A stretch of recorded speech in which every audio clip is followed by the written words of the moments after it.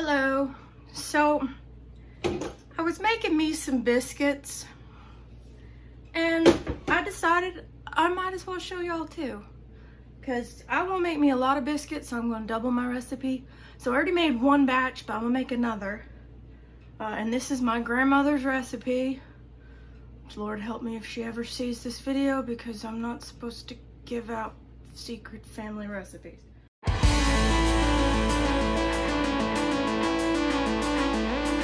All you need is self-rising flour, Crisco, and whatever kind of milk you're going to use. I'm going to use oat milk because I'm allergic to milk. I'm going to read you my very specific instructions, okay? Half a cup of self-rising flour. And now it doesn't specify in here, but I know from growing up that it needs to be white lily flour, because white lily flour is a nice, soft, southern wheat flour that's going to be very light and fluffy. Half a cup of Crisco, shortening, milk. That's all it says, milk.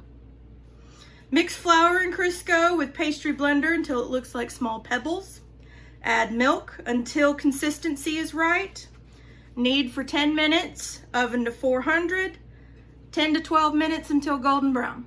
That's it. That's all my grandmother says.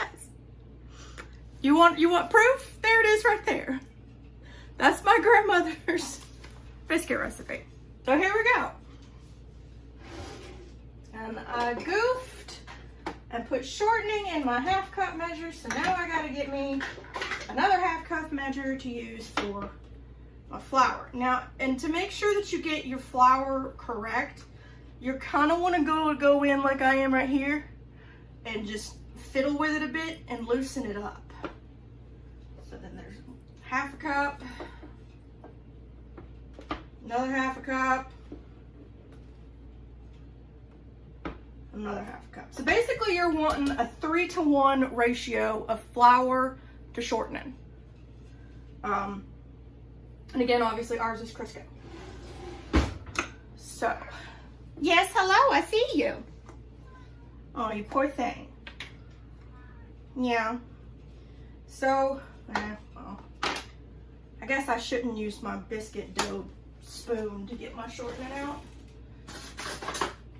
I need to get the thing like my mama's got, where you can like push the shortening peanut butter or whatever your sticky substance is into the thing. But I ain't got one, so I'm gonna use this. Bagheera, can I help you? No, I'm not making Bagheera biscuits. I'm making mommy biscuits. You have your breakfast. It's sitting right there. Well. All right. So now I got me my half a cup of shortening. I realize it's not very pretty, but I don't care. I know, Bagheera. All right. So you're going to come in here. Got all your shortening out. Standing in front of this oven is getting to be a mite warm in here, Bagheera. It is. I'm gonna turn my fan on. Yeah, I am. All right. This is a pastry cutter. Now, I know a lot of people just cut things in with their fingers. I don't like that. I don't like getting anything on my hands, really. I don't like getting that texture. Just feels weird. I love a pastry cutter. This is also how I was brought up. This is what you use. You use a pastry cutter. I think the one we had growing up was falling apart because it had been used so much, but that just made it better.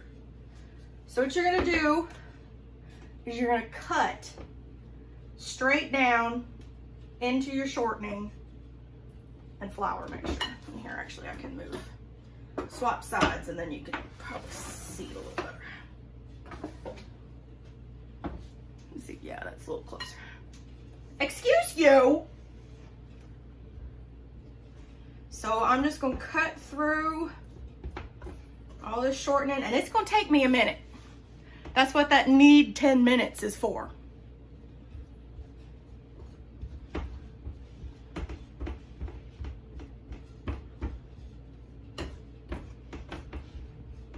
Standing in front of of a 400-degree oven is kind of warm.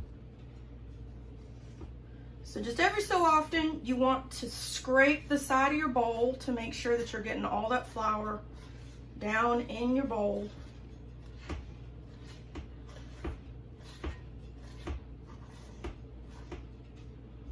And then just keep on going. Very quickly, you'll see that your shortening starts to pebble up, but this is not what we're wanting. We're wanting very thin pebbles. You're basically wanting the shortening to disappear into the flour, so you can't even tell it's there, because that's going to be what gives you that even lift that's going to make everything work a whole lot better.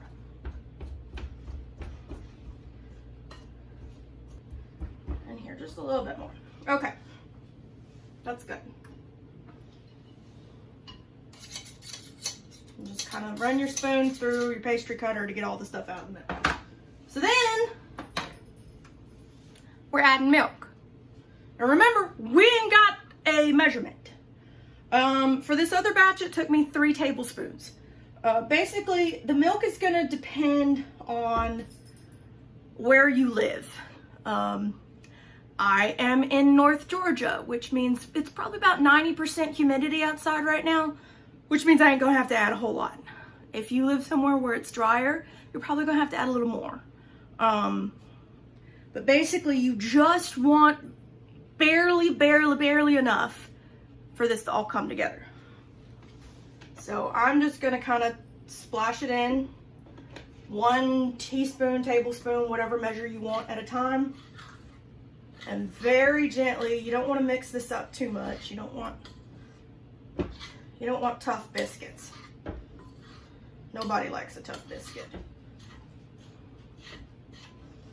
Okay, there's one gone.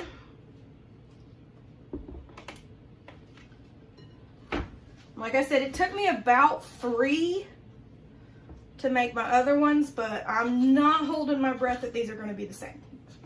Chances are they won't be. All right.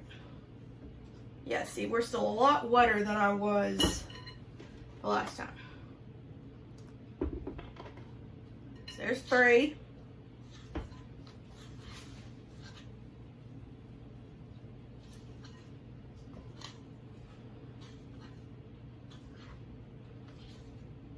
So you can see how some of it's starting to kind of pull together, but I still have all of this over here that's loose.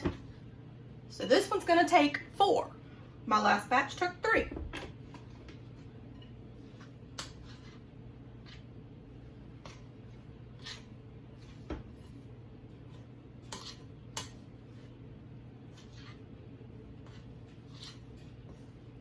You just want all of that butter, or not butter, all of that shortening. I'm gonna put in like half, because I just got this little bit over here that's not wanting to cooperate. Okay, so when you get it to this point, just stop. Because these little itty bitty pieces, well, there's more there than I thought there was. But once I turn it around a couple of times, it'll probably go, yeah, it'll go in. Once you get it to this point, just stop. You don't want to add any more moisture than you have to. The rest of this will be able to work into the dough. Actually, I am going to add a very slight touch more.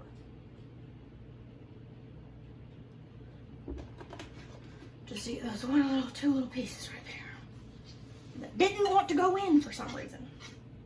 Okay. So now, I'll go ahead and put my oat milk up. It's been sitting out here on the stove in the 400 degrees. It probably needs to go back in the fridge. All right. So then we have, we'll go ahead and get this out on here before I put those in there. So I'm just going to dump all of this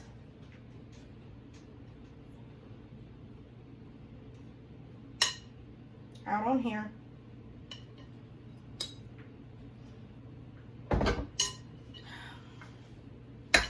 All my stuff in there.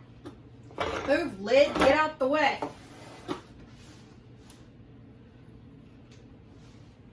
my other spoon.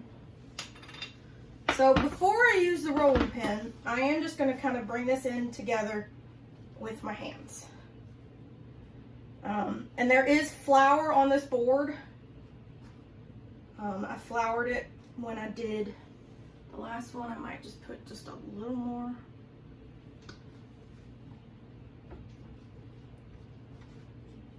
But see, even though it was all crumbly when it came out, it's a solid dough now. You don't want to work it too much. All right. So then I'll take my rolling pin. And I did flour my rolling pin just a little. Not a whole lot, but just a little.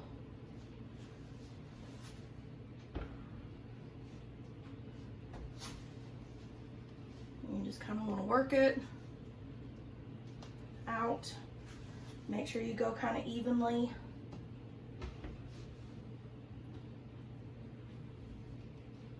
And you want it to kind of be 1/2 inch thickness maybe. So that's probably good right there.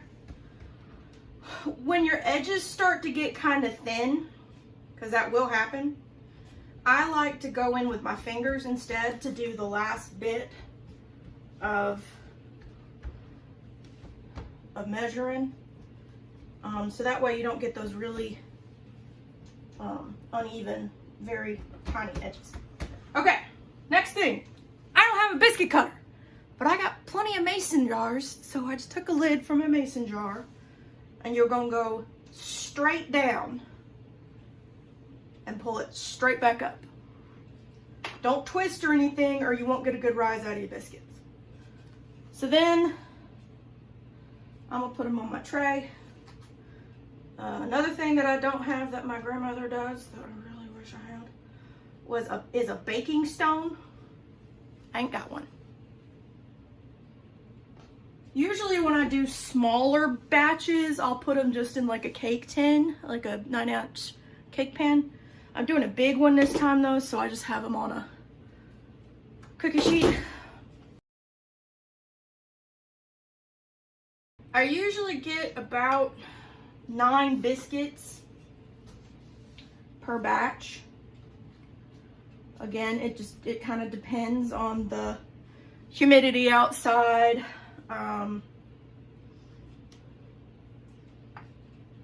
Especially if it's raining. If it's raining, heaven help you. I want to say 12 out of my last batch, just because I did do them I am doing them a little thinner. You are supposed to do about 1/2 inch thick, but I'm doing mine just a little thinner. Because I just wanted to today. Alright, so get all your scraps. Kind of put them back together. Roll them out again. Get your pieces off your rolling pin from where they're stuck. I might just go with my hands this time. This is a small enough thing, I can probably just go with my hands. Okay. I think looks like I'm probably gonna get about 12 out of this one too. That's kind of what I wanted, because I wanted me to have some biscuits left over. So when I get to about this point, I typically just make my own little mini ones. And I actually might pull my mini one that I made earlier and pull some off of him and make him a little smaller. So that way I can add him to him. And you just kind of, again, want to just press them out until they get to the shape you want them.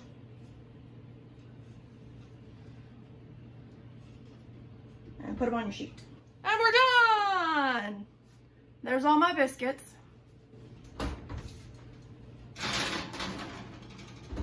Now they go in a 400-degree oven for 10-ish minutes. I'll be back. What are you doing? He wants you to think he's starving, but he has food and water. We just like being difficult. I know, it's so hard to be a girl. So hard. What you doing?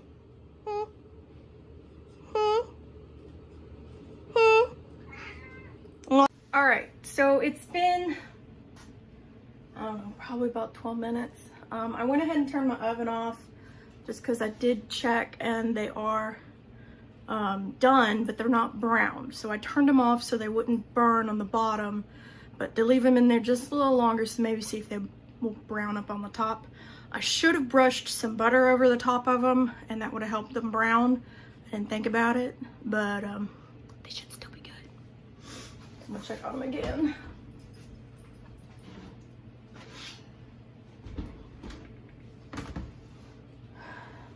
I think I'm gonna turn them around because those in the back look like they're starting to brown. So this is also something else I wanted to tell y'all. This is called the cool down method. This is what I did as a child all the time because I didn't want to get things out of the hot oven. I was scared of the oven for good reason. I mean, it's hot. So Mama would tell me to pull something like a couple of minutes before it was supposed to be done and go ahead and turn the oven off and just let it cool down in the oven with, you know, as the oven cooled down, and then I could just pull it out later anytime I wanted. So I've often learned as I grew up that that's a good way if you don't want to overcook something, but you want it to just brown a little bit more. You want the outside to get a little crustier. Or if you want the inside to continue to kind of just gently come up to temperature. It's kind of similar to putting like tinfoil over something. It just kind of blocks.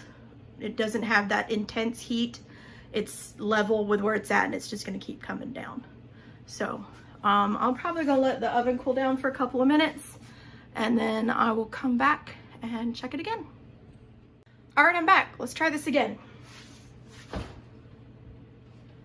Yeah, I think they've browned about as much as they're going to.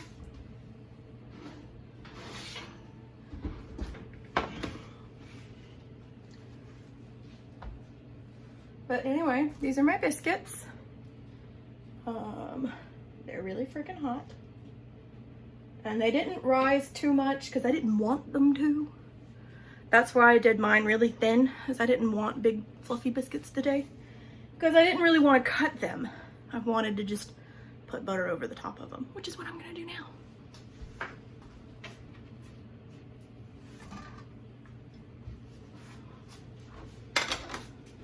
All right, so I'm just gonna do a little bit of butter. And again, I'm allergic to cheese, so this is dairy-free margarine. So I'm just gonna get me a biscuit. It's a lot of butter for that one biscuit, but it's okay because I'm getting more biscuits.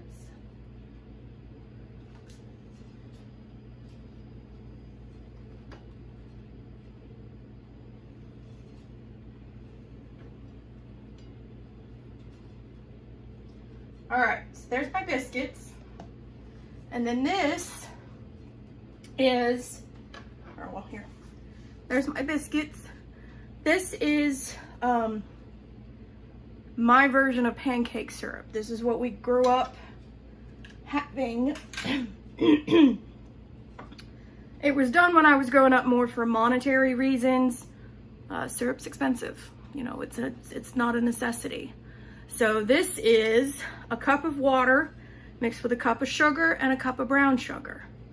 And it is so good. And I don't even like real pancake syrup anymore because this is what I grew up on and this is what I enjoy.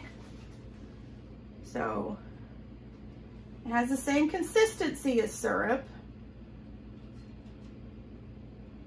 It's just, I guess, lighter.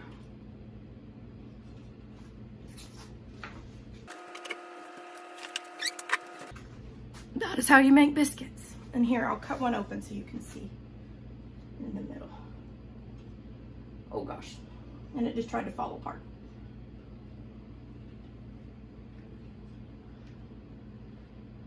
That's good. Oh my goodness. It's so hard to be a Gira. Look at him stretch. Look at him stretch.